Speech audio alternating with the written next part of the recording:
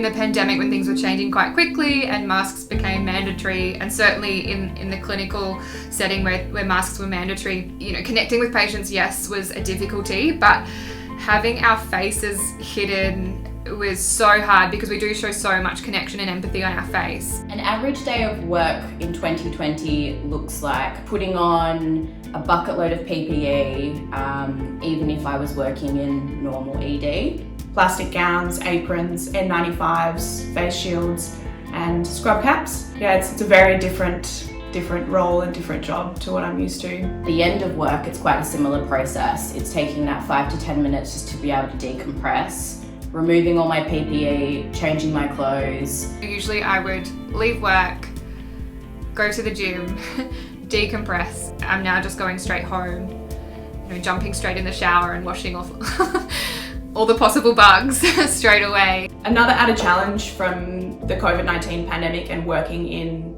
the PPE is the feeling of the inability to connect with patients. In connecting with patients, that's how you show empathy, understanding, concern. Normally, you try and connect with them through touch as well, but we're not allowed to do that anymore. So I guess it's just trying to use that small part of your face that is really just your eyes that they can see to try and connect. You're trying to forge relationships with people behind masks and face shields and wearing scrubs, which we never used to do. Going to see a patient or check up or follow up on a patient after having just been involved in a scenario that's probably quite traumatic for our patient. Having to reintroduce yourself after that is just so upsetting, and it's a bit unsettling.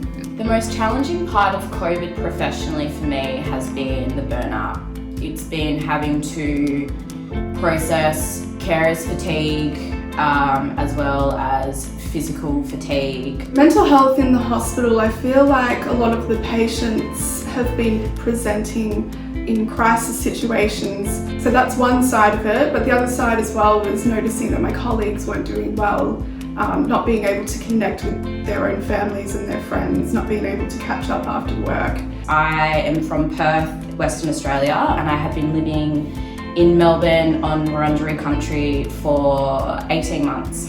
It's been really hard for me to connect culturally. I've found that not being able to go back to country has really depleted my spiritual, emotional, mental health completely.